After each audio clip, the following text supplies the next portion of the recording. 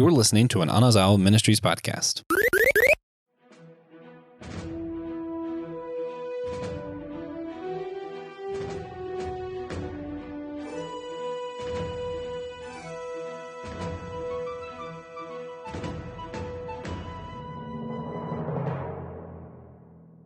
We're told there's no honor among thieves. But what about among pirates? Guys, today, to my ultimate delight, ultimate's the right word here, we are starting, hopefully what'll end up becoming a series on our show, of One Piece reviews. We're going to be going through all of the different arcs, not at once, not today. You're not going to hear us review all of One Piece today. TJ and I kind of did an intro of why we love One Piece back like last November, so I'll drop that link in the show notes. But today we're going to be discussing from the romance arc all the way through our long park, so most of that first saga of One Piece. Guys, this is Systematic Geekology. We are the Priest of the Geeks. I am a huge One Piece fan, and the way that I got into it, I'm Joshua Knoll, the way that I got into it, I think was technically somewhat related to our guest today. So I have a friend, Izzy, if Izzy's listening. What's up, dude? Who told me I had to watch this anime, and he's like, I know you don't watch anime, but the main character is you. You are literally the main character. You have to watch this. And I was like, okay. Well, at that point, I was definitely narcissistic enough that sold me, you know? And I think he started watching it because of our guest today, Elizabeth Clyde. Is that how that went down? Does Izzy get into it because of you? Maybe. This was at least 15 years ago. Yeah, so this was like middle school, high school. I don't even know. It's like forever ago. Maybe even 16 years. Who knows? Yeah, different lifetime. Yeah, I would say I did recommend a whole bunch of anime, so it is not too far from the truth.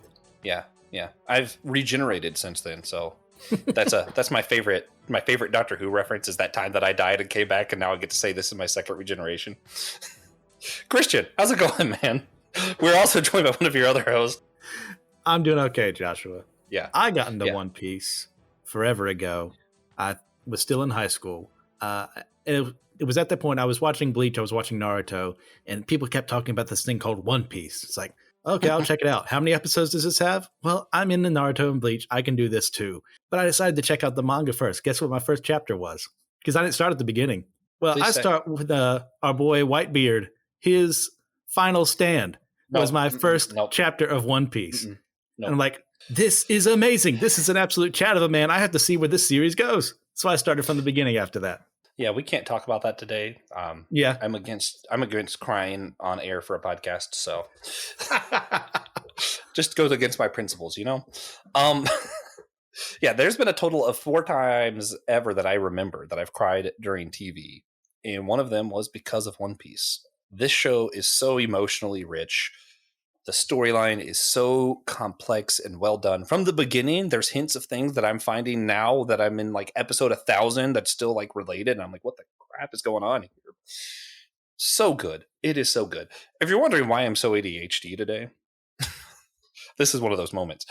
We're recording on a Saturday. During the weekdays when I'm scheduled to record usually, I take my medicine. On the weekends, I don't.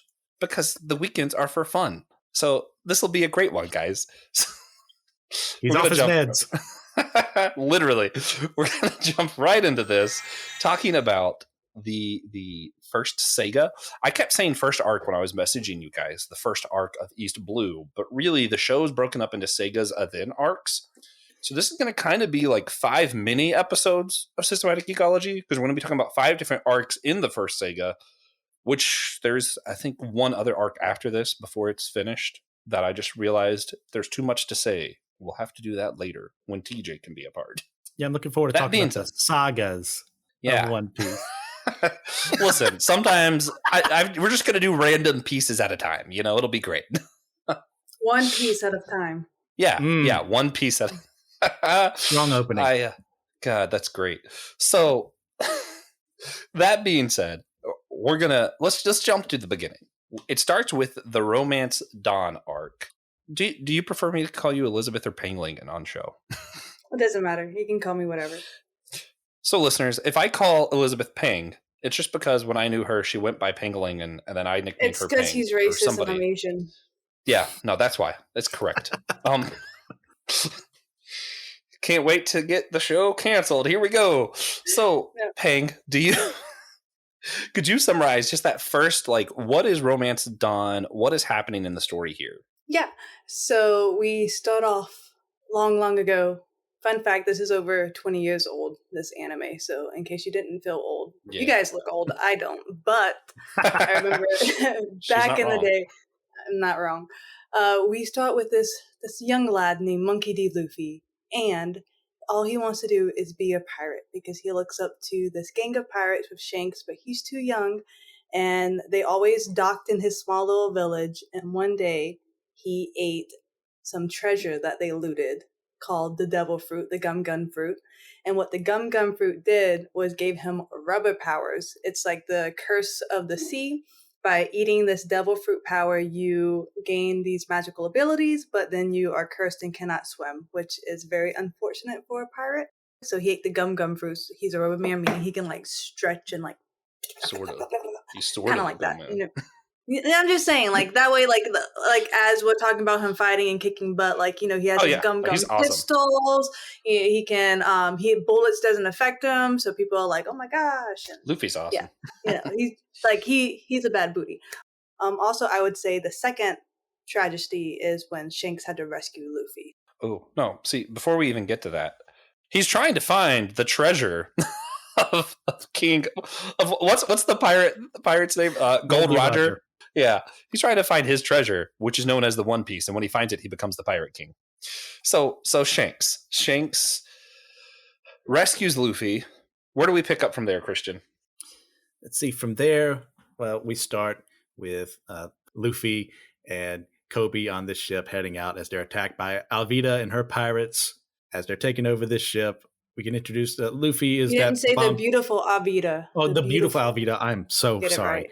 Right. That's absolutely correct. The beautiful Alvida invades the ship, tries to take down. Luffy intervenes, showing off his abilities for the first time, setting up the comedy for this series in a way that he can move himself. That's one of the things Oda always said. He says, no matter how serious things got, there'd always be something funny with the way Luffy would be able to move around. And we get Kobe as well. Kobe, as opposed to Luffy, is more your sheepish, scared kind of character who needs someone like Luffy to help him move about in the world. I believe they're able to take down the beautiful Alvida and then move on to their next destination. Yeah, and I'm sure we're going to switch some between the anime and the manga. I don't read the manga. These two do. I can't get into manga for the life of me. Like it's just because you don't like reading. No, honestly, it needs to move. It's because there's no color. It's the same reason why I like Marvel so much. It's just such a colorful thing. MCU is just more colorful than the DCU. That's why I like it. I watch Guardians, pretty colors. I'm drawn in. It's an ADHD thing. It's okay. But no, I loved this from the beginning because I remember, God, this was, I don't even, like 15 years ago did I start watching this or something? And Luffy, in this like first episode, poor Kobe, who's grown up a Marine, he's told all these things about they're the good guys, pirates are the bad guys, meets Luffy, immediately has to start questioning what's good and what's bad kind of stuff. And he starts doing his backstory, and Luffy just punches the kid. He's like, shut up. And I was lied to. This show is deceitful because I was like, yeah, I can get into a show that just doesn't allow these sappy backstory moments. I hate those moments. And now that's like most of what the show is. Everyone has a backstory in this show. Everyone. I don't want it though. Luffy just needs to start punching more people again. There's a reason why this anime has over 1,000 episodes. Yeah. We need the backstories. We need this information. It's important. Some of them are good. To the story. I just now finished Whole Cake Island. Get behind. Sanji's backstory? Dang. That was so good. At this point, I want to stop. I want to stop at this point, though. I want to ask you guys, were Kobe's already questioning, are Marines the good guys? Are pirates always bad? Is that just because of who Luffy is? Can one person change your mind on where the line's drawn between good or bad? Or is this just that Kobe's immature and doesn't know anything yet? Or is it a little bit of both?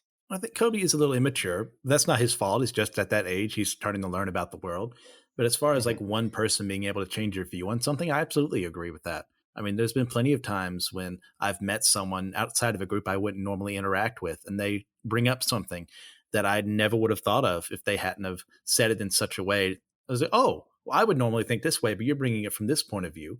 I can see where you're coming from now. Yeah, for sure. Yeah, it's always that gray line because with like the Marine is the law, but as you see throughout the episodes, and even like you can relate it to any other corrupt politician, there's going to be corruption in the law, and just like how you can have the good, like Robin Hood, for example, everyone loved him, he was still breaking the law. Yeah, and I don't know. There's a lot of different places in my life where I feel like I've seen stuff like this.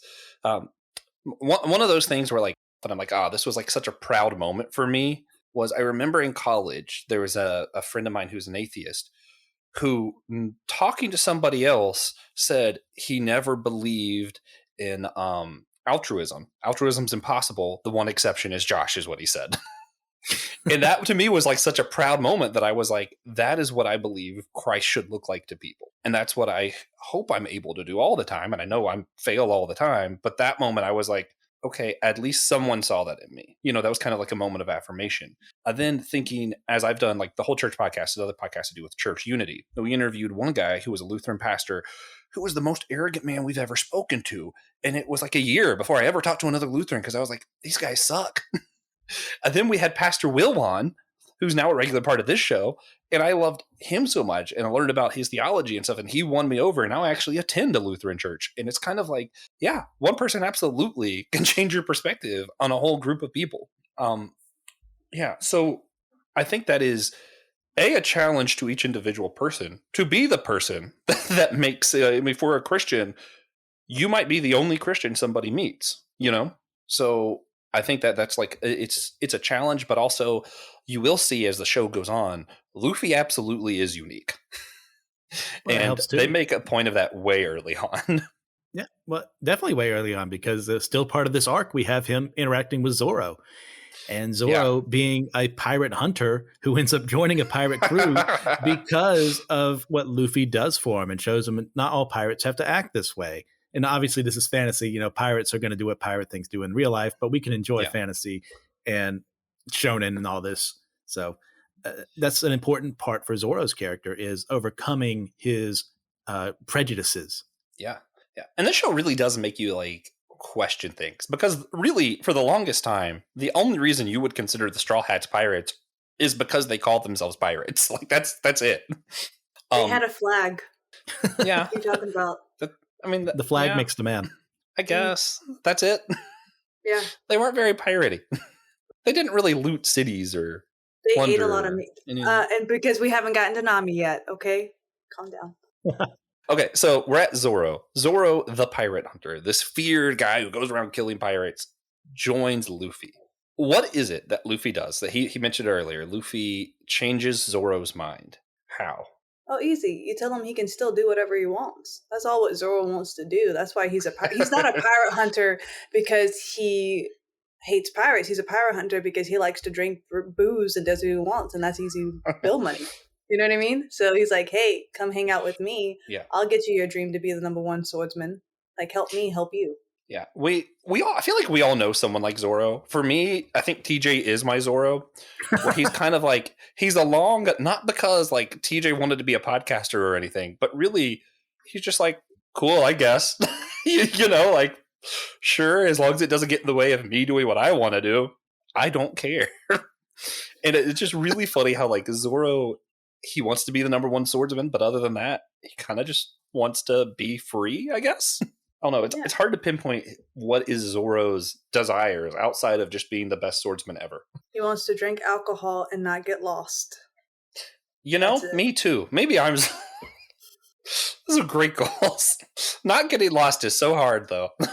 So fun. I love it. Every single episode he gets lost, I'm like, there it is. There it is. And revealed in the episode later in one of the other arcs, never lose again, what being one of his goals. Yeah.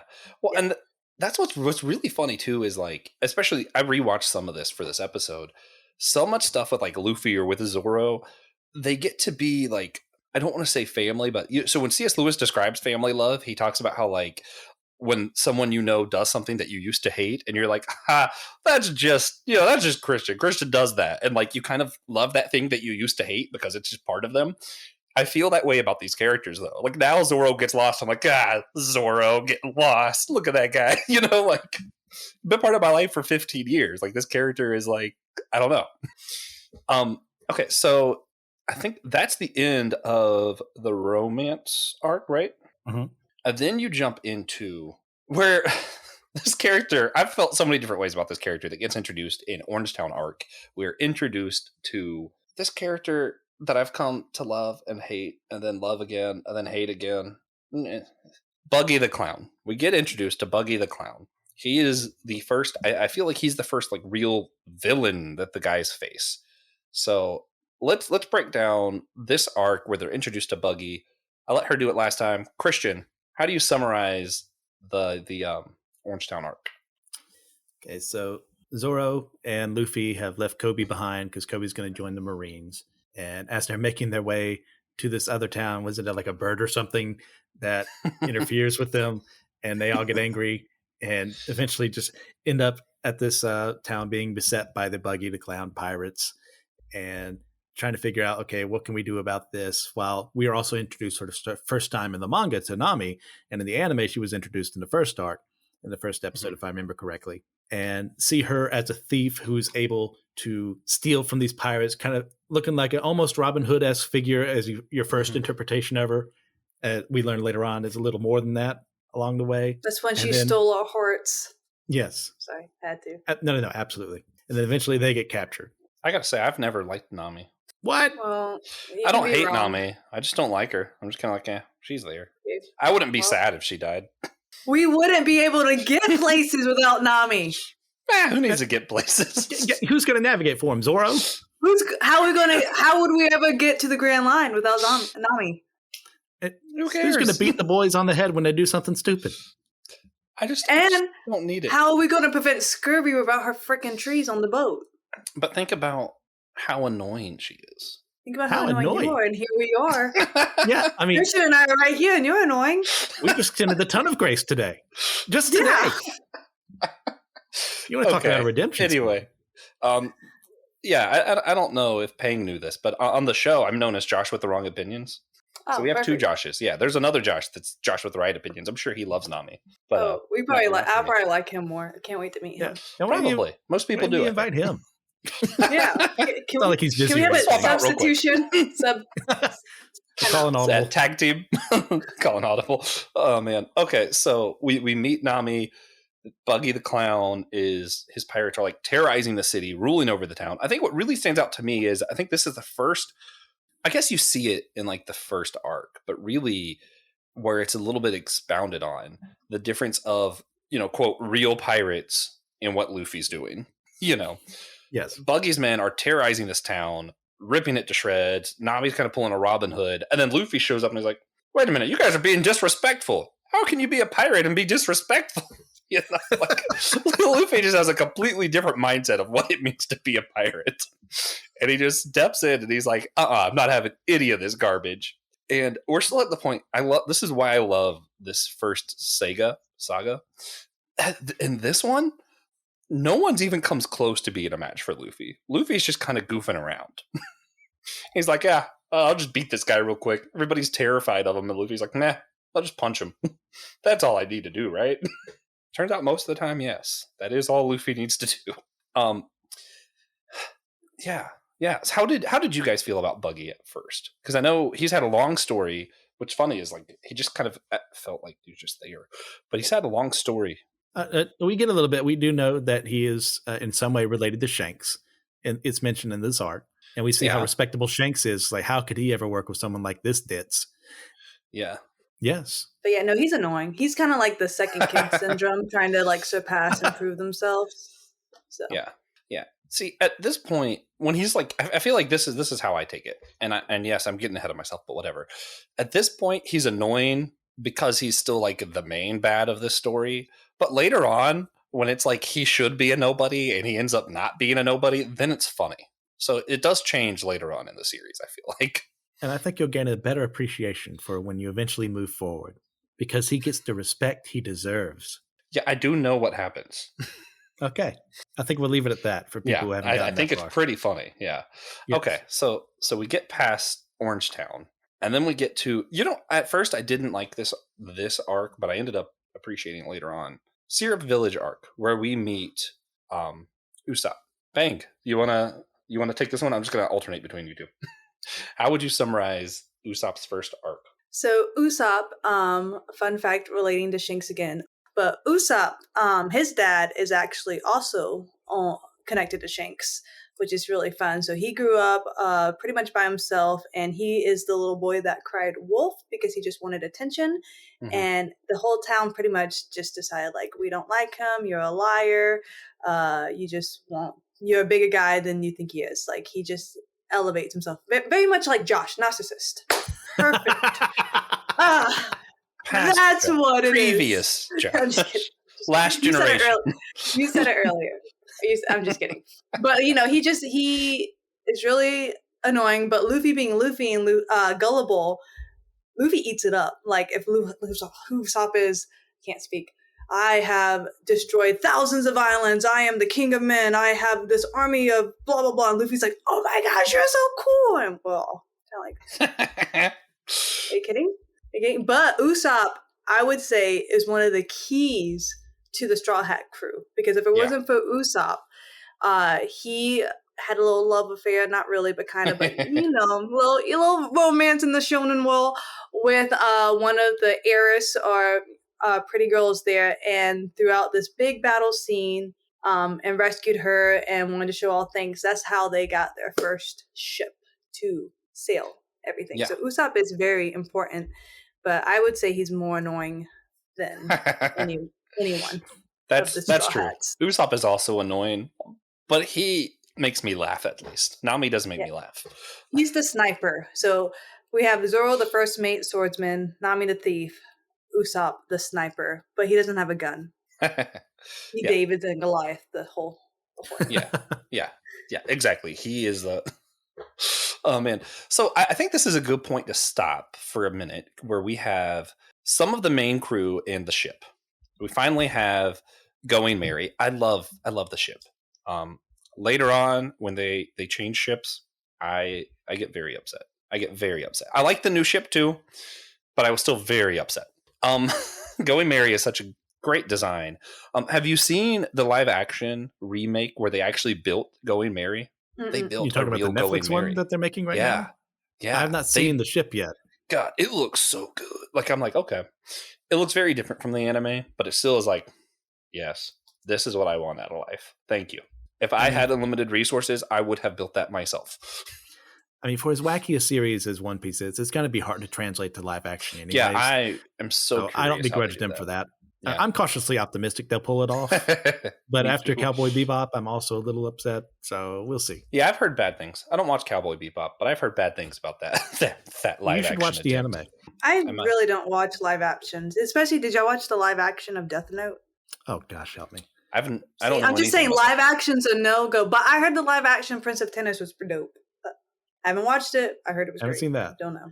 Yeah, Death Note, avoid the live action. One Piece, I mentioned the reason I started watching it was because at the time I was very narcissistic, and Izzy said, hey, this guy is you. This Luffy guy is you.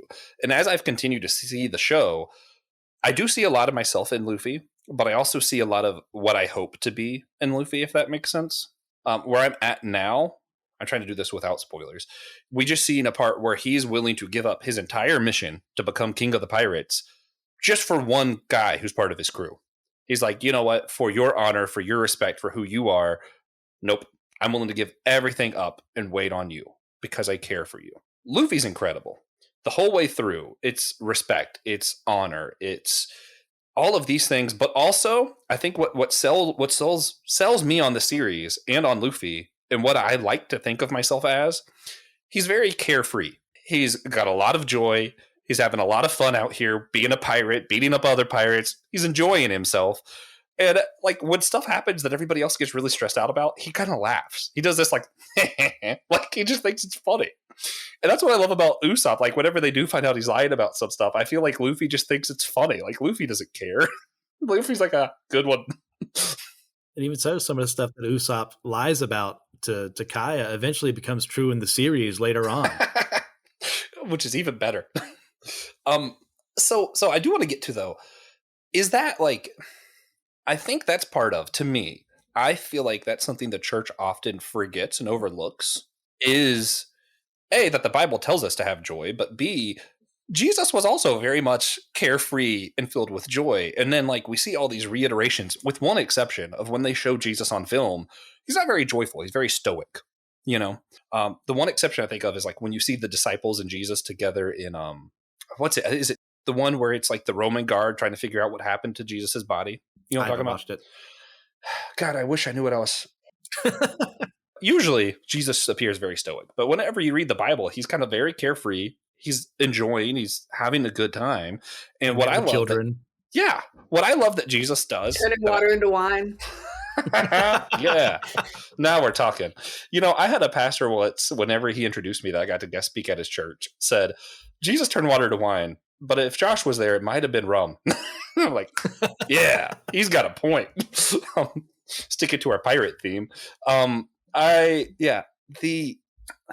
What I was trying to say, one thing that Jesus does that I think you see a lot of the pirates do in this show that I think is really funny is where he just disappears, and then the next, like, it's like you're reading Jesus in the middle of doing something, and then the next sentence is he appeared here and started eating, and I'm like, what? He's just appeared and started eating their food. I feel like it's like the most overlooked thing when you're going through the Gospels, that I'm like, Jesus really liked to eat, guys. Yeah. Do you think that this carefree attitude of Luffy is something we need to see more of in the church? Christian, I'll let you go first. To an extent. I mean, one of Luffy's big, for a man who doesn't really think about themes in his life, is his idea of people being able to be free to do what they want to do within reason. Yeah. Like, he's fine with people living their lives, with people researching things, with, making new inventions and just hanging out with their friends and enjoying life. It's only when someone takes away someone's freedom that Luffy really gets upset, as we'll see later on in the series. But as far as the church goes, we were made to be free.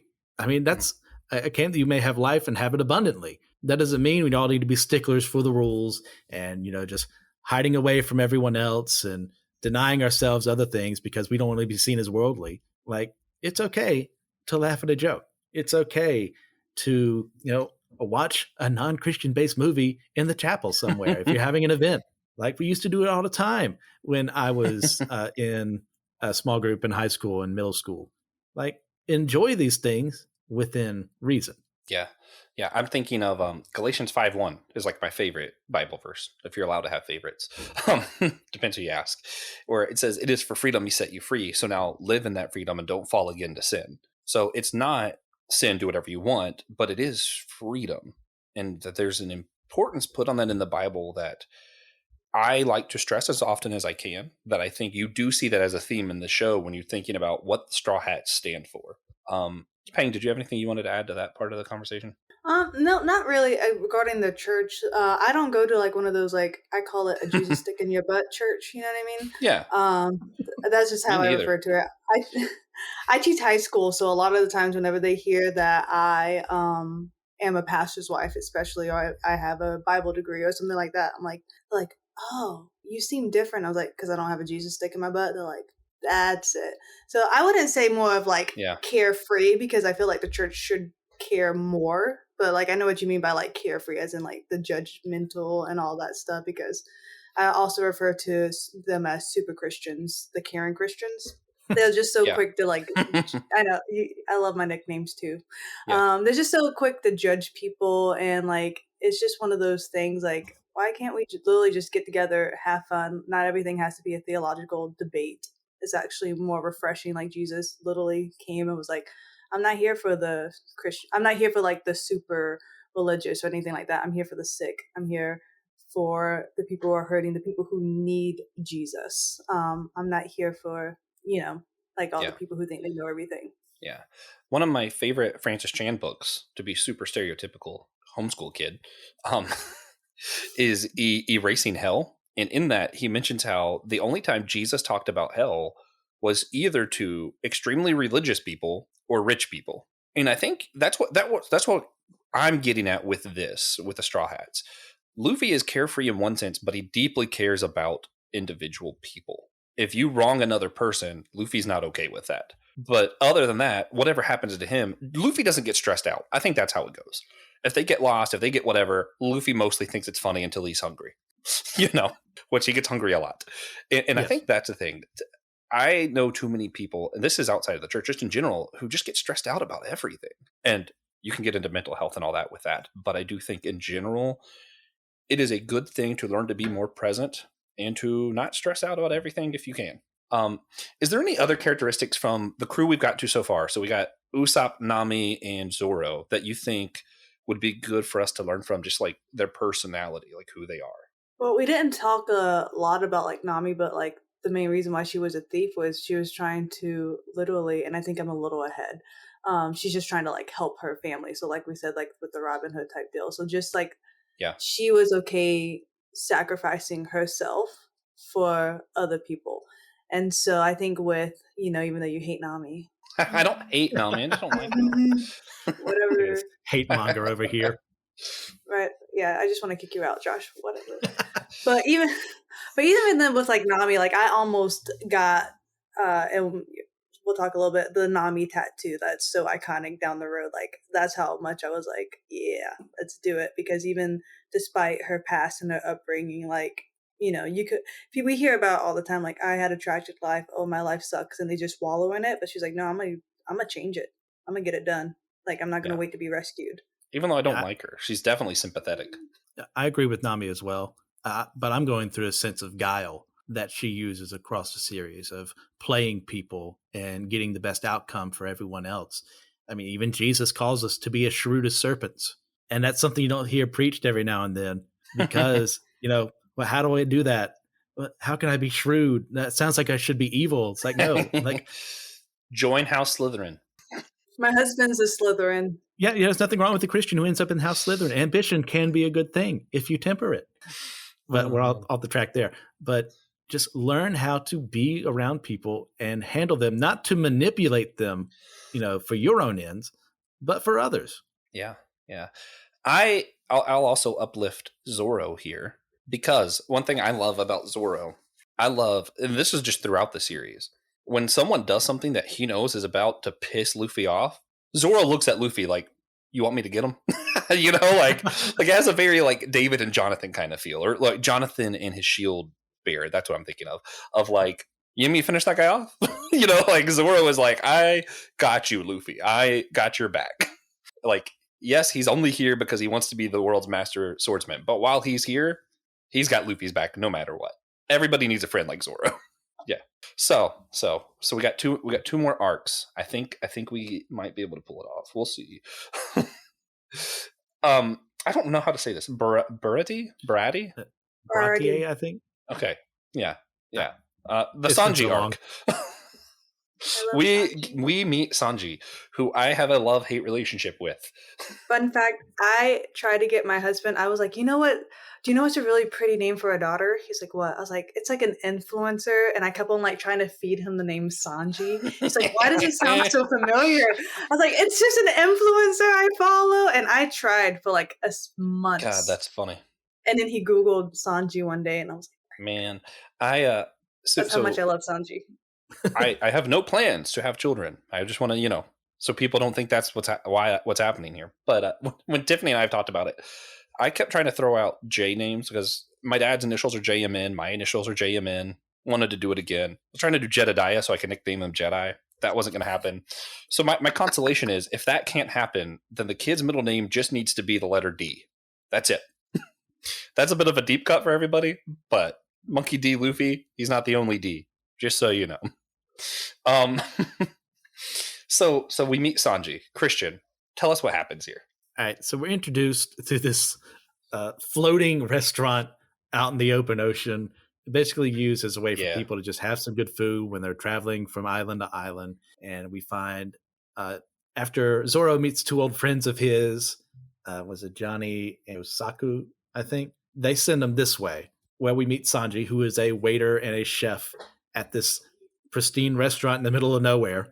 But they're unfortunately being attacked by a bunch of pirates who want to plunder and steal from them and take everything away. And that's where the group joins together to protect this place. And they Sanji earns their respect and They earn his respect, where they end up joining together as a crew and leaving there after Zoro nearly gets chopped into 2 pieces by the sudden appearance by one of the warlords of the sea, Dracul Mihawk. Man, yeah. And now Sanji joins the crew as a chef. Yeah. To find the all blue. Yeah, it takes so long before you learn really more of like what exactly are the 7 warlords. Like I feel like they introduce it here, but you don't really know what that means. Yeah, Just bad booties. That's actually such a big deal, man. Bad booties. Yeah, the bad booties. I love this. I love that Zoro lost because he's been seen as such like he is the BA. He's the dude. So seeing him lose was kind of cool this early on. And then I really liked Sanji basically just saw that he had a shared goal with the Straw Hats. And then he saw, again, it goes back to Luffy's virtue, I guess, of like he sees Luffy as an honorable guy, basically. And I don't know, like to me, rewatching this had very much like all of my whole church unity vibes. Like, man, if people would just learn this whole thing of like, we have a shared goal, let's just do this thing, the world in general would be such a better place. Like, man, so Sanji, just to get to more of who he is very much like, he kind of objectifies women. He loves just women for being women. He just has a lot of love. That's all. He doesn't have. Yeah. Sanji's my favorite because of our shared culinary experience. That's funny. So, that's right. That's right. Yeah. For those who didn't know, Pang's a chef. Sanji, even though I think he objectifies women and I don't like how he does some of that, he also is very chivalrous. He's very honorable. He wants to respect women and respect others. And he isn't just a cook. He has a true respect for the art of cooking. And if one of the just fundamental truths of who Luffy is and myself as well, we love food. So Luffy's like, this guy is my hero. Here's the thing. Luffy doesn't taste. Luffy inhales. So I disagree. Luffy has opinions about the taste of food. Christian, would you like to disagree with Josh? I'll be the coward and take the middle way. I say, he definitely does just consume food, but also he several times he does express whether food is really good or not. Like, he definitely does have an opinion about how it tastes. Yeah, a 3-year-old does the same thing. Oh, this is yummy. I don't even appreciate it.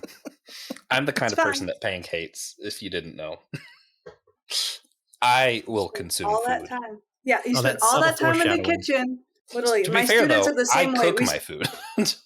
My students are the same way. We spend 3 hours making something in class, and then they just inhale it in 2 seconds. I'm like, taste it. That's what I do. It's fine. We're fine. I spend an entire week preparing my turkey for Thanksgiving. Several times. I don't have one Thanksgiving, if you didn't know. It's my favorite holiday. It's the best food in the world.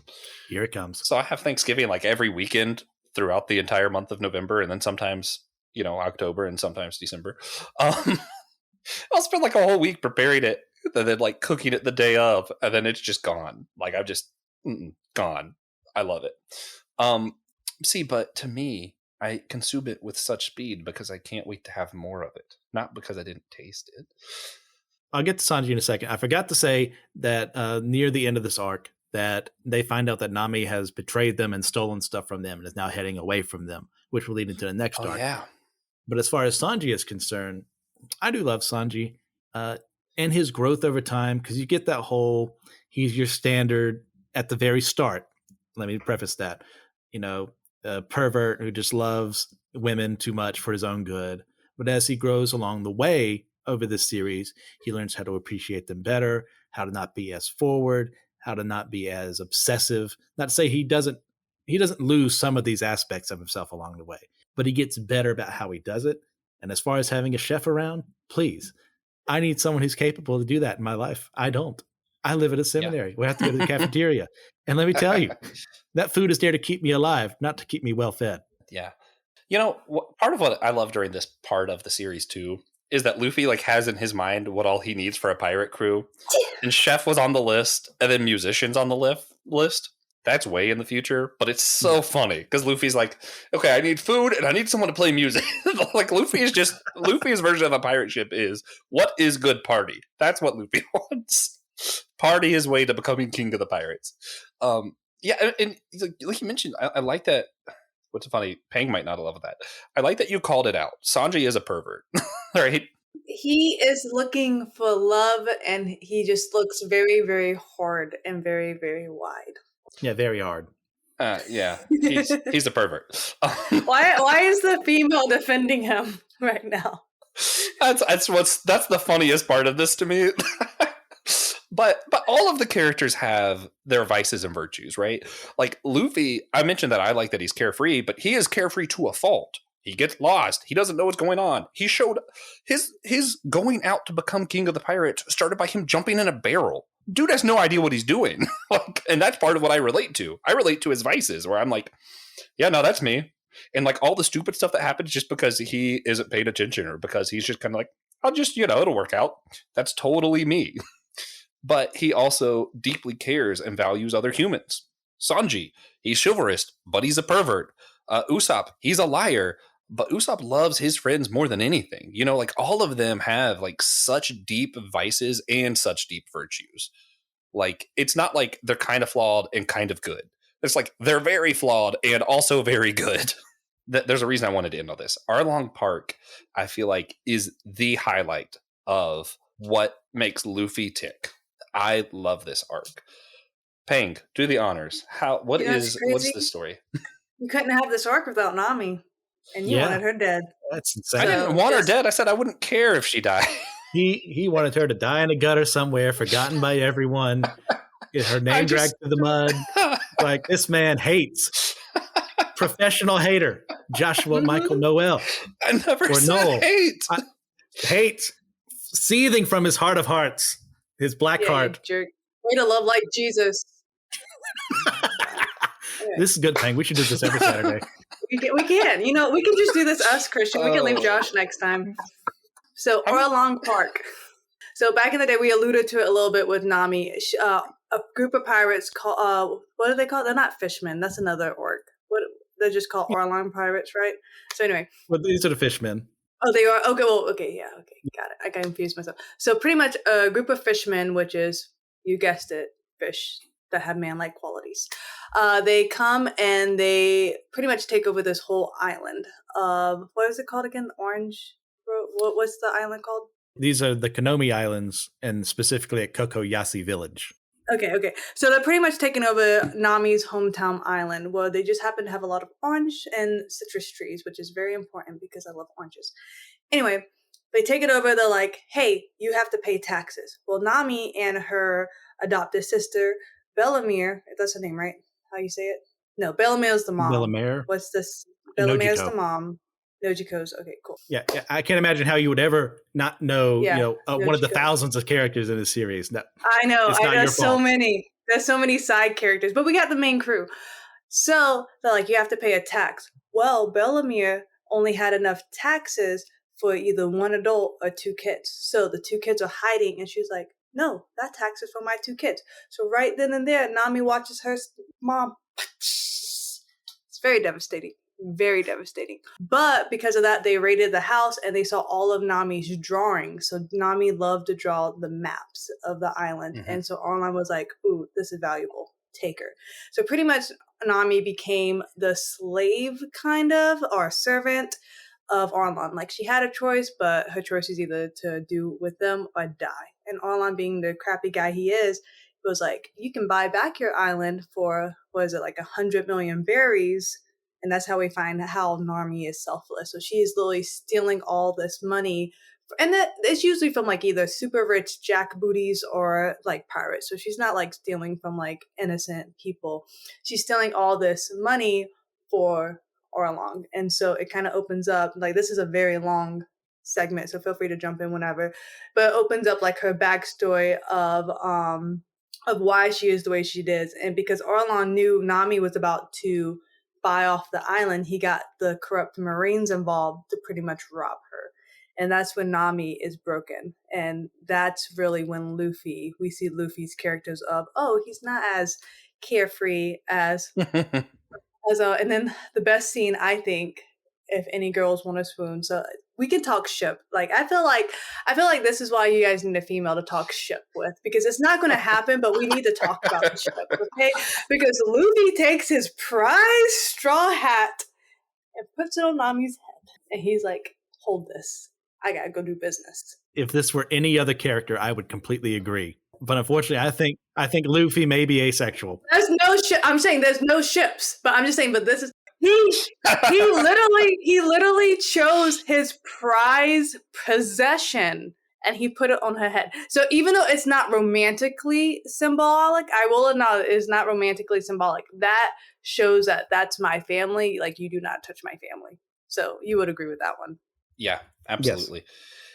Yes. Yeah, it's like, to me, I think it's double. It's A, that's his family, and B, again, Luffy values humans. You can't just wrong another person for no reason around Luffy and get away with it. And that's what was so powerful. It was powerful the moment that he put his hat on Nami to say, no, you're one of mine. But also, it was just so powerful that, like, Arlong said something like, oh, she's just property, or she doesn't matter. Mm-hmm. And Luffy's like, excuse me? So you go from this guy who's just been goofing around, destroying other pirates, destroys Buggy, who took over a whole city, and he's just playing around with them. Arlong says that Luffy is not playing. This is mean. Like, Luffy is violent as heck. He just destroys this guy. It's and to me, satisfying. Like, yeah, it is. Like, it feels so, like, right. You know, like, I guess maybe violence shouldn't feel right, but at this moment where I'm like, you devalued another human, and Luffy destroyed you for it, and I feel so much better about my life afterwards. Yeah. And I think, and this is obviously not the goal of the show. This is not a Christian show. None of these characters are Christian. But the virtue here is very similar to that Christian virtue of Imago Dei, of no, humans have value. Of no, you don't get to say she has no value. You don't get to say she doesn't matter. A, that's my family, because chosen family is a thing. And B, that is a fellow human being, and I'm just not going to let you do that. Would and y'all? He might secretly like her a little bit. No. In my heart, get out of here with that. I read so much fan fiction of Luffy and Nami. I'm just convinced that Luffy just doesn't even think about that. No. Like, it just isn't even, like, in his head at all. I hate to say it, but I'm on Josh's side on this one, Pang. But this is why I've also read fan fiction of Nami and Zoro. Honestly, all but, like, Sanji, because I'm like, I love you, but you don't deserve Nami. Sanji and Nami would make sense, though. No, because she would just, like, she would just kind of, like, keep on braiding his ego, and then he will still look at other girls, and she would just kill him. Oh, yeah, no, Sanji would have to change a lot, but I think it's possible for Sanji to change. Anyway, this is... And if Sanji cheats on the person later on, and who he ends up Sanji won't to, cheat. I would say be very upset. He would just look. He would just look. He won't cheat, though. Yeah. Oh, that's for okay. no other reason look, than Luffy would kill him. Like, Luffy would not let that happen. Yeah. God. Satisfying is a good word for this arc. What he did was so good. Another great thing, it also shows the crew fighting together for the very first time and them working together. I feel like that's why this arc is so powerful, because this is like them literally learning their strength. Even Usopp, who is a coward, he's still like, everyone's pulling their weight, and like they have the common goal of freeing Nami. Yeah. This was definitely their Avengers moment, and it was funny that it was very much no, she's one of us, and that is something that like, she stole from them, and they didn't just say, oh, we forgive you and move on. They said, you're still one of us. We're gonna fight for you. And that's something that you see throughout this show, that it's like, it ticks all my little Christian boxes, you know, of, hey, when someone wrongs me, I not only have this duty to forgive them, I have this duty to help them still.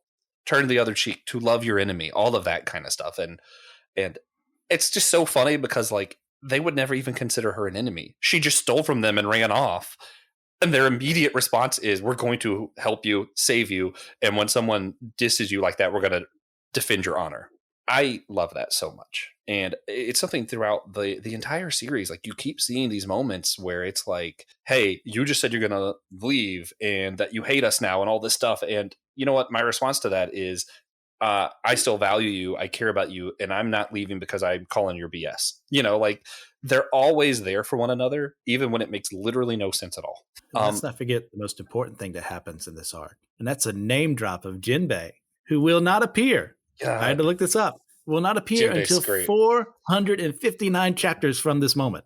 I don't know how many episodes, probably like 500 something. God. That is why I respect Oda so much.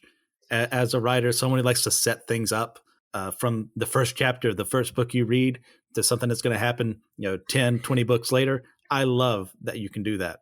And Oda is a master of that. Yeah, like Kobe in the first episode of the anime, he's like this just random kid. It like kind of feels like he's a plot device to kind of show you the difference between a good pirate and bad pirates and Marines. And yet he becomes this deeply nuanced character later on in the series. Like the show's manga, all of it, it's really good at doing that. I want to get back to, though, the response of family, of valuing other humans. Christian, how do we view this when non-Christian media displays this better than Christian media? I think that's my big thing, is I don't see any examples like this from a Christian perspective in our media of, hey, someone wronged us and then we're going to stand up for them and love them deeper. Well, the sad fact of the matter is, Josh, Christian media sucks. I hate to say that. I hate to say that in such a way, but we are really bad at getting a message across without hitting you in the face with an anvil. And nobody likes that. And not saying that secular media doesn't do it as well, but when you exclusively do it, and that's all people know about you, when you, this Christian production is being put on, well, I'm going to be beat over the head with something. Like, no, we need more subtlety in our writing. And that's something I really struggle with as a writer myself, is like, how can I preach about Jesus without A, turning this into a sermon, and B, making someone feel like, he's just talking at me rather than trying to help me understand something. Yeah. I feel like the closest I think of is like the Fireproof movie. The guy and the girl do eventually reconcile, but it's not nearly to the same level. Like there's not as much passion. There's not as much loyalty as you see in this, what a lot of people think of as like a silly cartoon that very clearly is not a silly cartoon. Yeah. I personally would rather watch anime because as you said, it's like, I don't need, I feel like a lot of with these Christian movies and whatnot, it gives you like either a spiritual high, like you get at church camp to make you feel good, or it makes you feel they try and turn and burn you. I feel like it's one of those two things. It's not just like an ongoing, let me like watch this. And it's really, you don't get to see live. So with anime and stuff, especially with One Piece, you get to see character development, you get to see them change, you get to see them struggle, you get to see them cry, you get to see them bond. And so I think The Chosen is like, I guess I've only heard good things about it. I've heard it's better, I've heard it's so good, but it's about Jesus's life and stuff like that. But like, what about the Christian who literally has an everyday, like, just, this is their life, they had a miscarriage, how did they handle that? Their marriage is suffering and they have to still like go through the next 5 years before they even see the redemption. You know what I mean? Like it's always like this quick fix, like even Fireproof, like, and we did X, Y, and Z and now our marriage is restored. I'm like, no, I've been married 10 years. And I tell you that it's a lot harder than doing X, Y, and Z to have a happy marriage. So I just feel like with Christian media, it's quick results or turn and burn. So I'm not a huge fan. No, I agree. But let me ask you then, do you ever have moments, since you prefer anime to Christian media, do you ever have moments watching anime like this arc where something the secular character does challenges you in your faith walk? Does that ever like occur? Because like when I was watching, this is a bit of a spoiler, when I'm watching the Whole Cake Island arc and I see Luffy's response to what Sanji did, my response is thinking about it going, am I that kind of person? Like, could I live up to that, Oh yeah, anime lives a much more sanctified life than I could ever live sometimes, because they just make the right choices. And I was like, I would have left them. All right, screw you, dude. Goodbye. I tell my students all the time, if it's between you and me, guess who I'm going to choose? Me. Because your dumb choices will not cost my life. God, that's funny. Yeah, and I wonder, and like I said, like I identify a lot with Luffy, but then there's parts where I'm like, would I do that? Like I'm like this arc, right? I'm like, if someone's just straight up stole from me, am I the kind of person who would A, go back to them, and then B, protect them from somebody else, like that is just fundamentally more challenging than, even though Fireproof's much more realistic, it's a lot more challenging than, oh, my marriage is tough and someone gave me a book, and if I do every single thing in the book, then it'll be safe. Like, yeah, but Luffy doesn't value money like that. You can literally. That's true too. So I feel like to say that, like, if someone stole from me, I'm like, I feel out of all the characters, I relate most to Nami, especially down the line when they ask for allowances and stuff. Nami is pretty much the bank, and me having like an MBA and stuff. Like, I love finance and stuff, so I very much value. Obviously, like, love of money. But no, I am very wise with my money. I value it. I utilize it. I give a lot of it away. So don't even come at me. I'm very generous, okay, guys? But, that sounded really bad. What's funny is I'm like Luffy here, too. I don't care about money at all, and I'm not good with it. No, I need a Nami, actually. No, get a Nami. That's probably my pride and joy as being like a baking teacher. I teach my kids how to budget and life hacks because money, like, I need that. You don't have to love money. Like, I feel like, especially with scripture, like, you can love money, but also you can be wise and value it. You know what I mean? Like, just because I value money and I believe like it can do a lot of things, I don't love it more than God. Yeah. So there's a difference. But yeah, that happened to me, I would be upset. And I probably would have been like, sucks for you. Bye, douches. Let's go take this ship somewhere else. You would not have placed the straw hat on her head and beat the crap out of her. Okay, but here's the thing. If I would have known the story, because once you know someone's story, and this is a good thing with even testimonies, you know what I mean? True. Once you know the stories, then that moves you. And that's the key. And so even with like a lot of the animes, we've joked about all the backstories. Once you know their story, then Luffy's always moved to action. And so sometimes, especially like being in the church world, I hear sad stories all the time. And sometimes I feel convicted for not being moved to action like Luffy would. Yeah, no, definitely. I mean, talking about backstory, I mentioned earlier, I'm finally getting to see more of Sanji's backstory. I didn't really like Sanji, and now I'm over here like, this guy's incredible. Yeah. It really can change your whole perspective just hearing someone's testimony. So now we're gonna have testimony hour. I'm kidding. We're not doing that. As far as a secular character in a secular show or anime, acting in a very Christian way that got to you, my second favorite anime of all time is Monster. And the premise of the show is that there's a doctor who saved a young boy who was part of this experiment to create the ultimate killer. And his entire goal right now in life is to stop that child as he's grown up from killing more people along the way. And you see him struggle. He has no faith in anything besides his own beliefs. And see how he handles the people around him, to where he even gets people who were former Nazis to see themselves in a new light and learn how to forgive themselves for what happened to them. And even this one person who has murdered countless people, he is still trying to redeem that person and even save them in some respects. And like, why can't I do the same for the lost people around me? Yeah. Another one for me, Blue Exorcist. That whole show is just challenging as anybody in the church, I feel like. Man. Oh, yeah. Okay, Pink, you got to give one. What's another anime that challenges you personally? Well, I'll just say a little bit of, only because it's solely tattooed on my arm. My very first anime, Inuyasha. So my wife loves that one. As she should. I knew you married right. You did something right, and that's you marrying her. But even then, one thing. That's all it needed. One thing.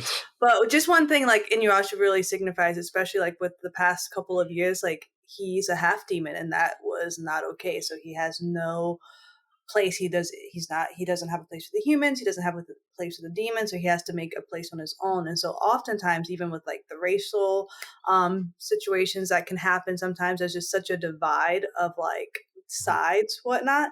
And so Inuyasha is a pretty cool thing to watch. Yeah. Well, I hope you're ready for round 2 of recommendations, because it is time to wrap this one up, and we start with recommendations. Okay. So I'm going to go first. I discovered something that to me is incredible that most people won't care about, but if you follow our show anytime, you know that I'm like the Diz nerd of our show. Disney did from like 2017 to 2019 or something like that.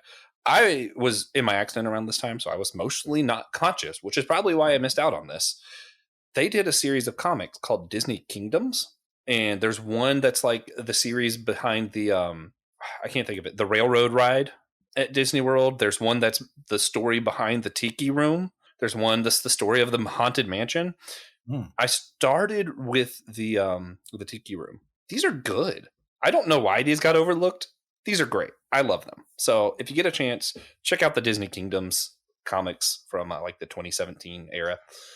Christian, you have a recommendation? I'm giving Ping time to think because she looks like she needs to think about it. Well, if you want to have a good time, resting thinking face.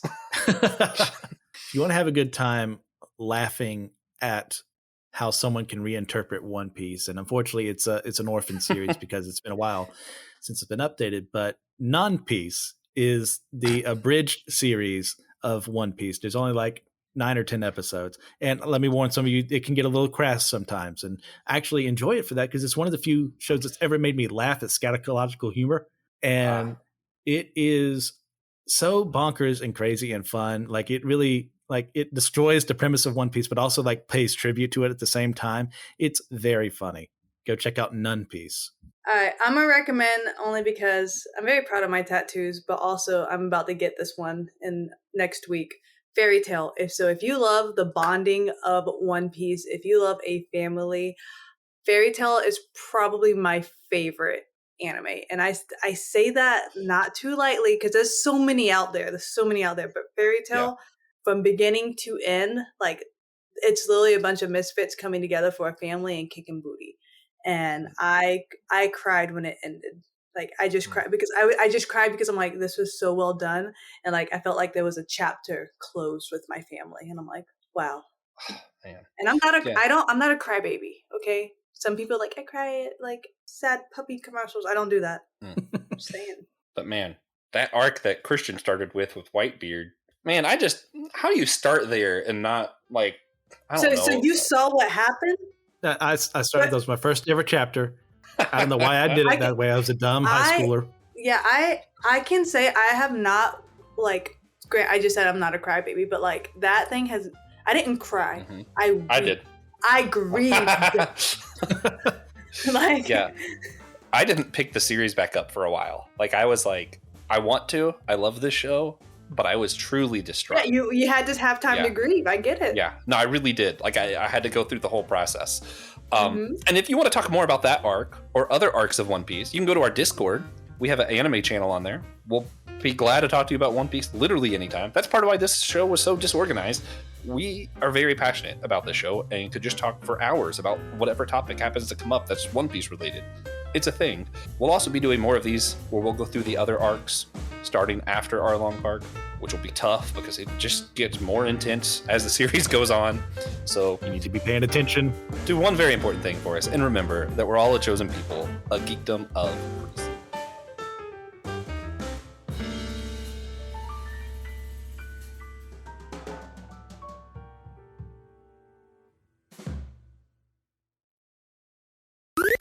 This was an Anazao Ministries podcast. If you enjoyed this show and would like to learn more about our network, be sure to check out the Anazao Ministries podcast network.